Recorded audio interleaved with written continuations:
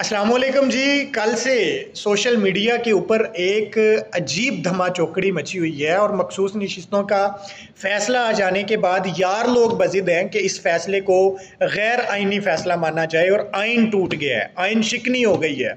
यार लोगों से सवाल करें कि कौन सी आइन की शिक टूटी है तो शिक नंबर याद नहीं है, अलबत्ता यार लोगों का दिल टूटा है, सो मान ले कि आइन टूट गया है। और यार लोगों से अगर ये कहा जाए कि भाईजान आप लोगों की हुकूमत है और आइन का टूटना मुल्क में सबसे बड़ा जुर्म है, और अगर यार लोगों को लगता है कि आइन टूट गया है तो आइन शिकनी का यानी कि आर्टिकल 6 बगावत का मुकदमा दर्ज करवाएं, आप केस बनाएं। क्यों नहीं बना रहे? आपकी हुकूमत है।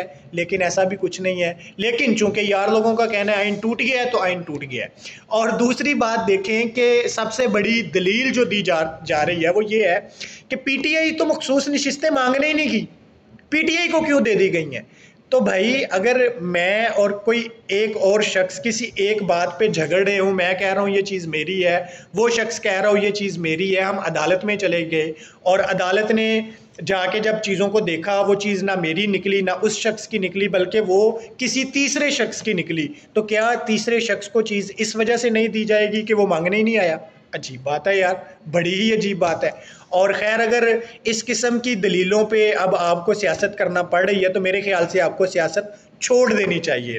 दूसरा ये है कि इलेक्शन कमीशन ऑफ पाकिस्तान ने जिस फैसले की बुनियाद पे पीटीआई को इलेक्शन में जाने से रोका था, सुप्रीम कोर्ट ऑफ पाकिस्तान ने तो इलेक्शन कमीशन ऑफ पाकिस्तान के उस इकदाम को ही गलत करार दे दिया और उनका कहना है कि इन्होंने हमारे फैसले की गलत तशरीह की। जब उन्होंने अपने फैसले की गलत तशरीह की बुनियाद पर इलेक्शन कमीशन का वो फैसला ही मुअत्तल कर दिया है, वो काम ही गैर कानूनी और गैर आईनी करार दे दिया है, तो पीछे बचता क्या है?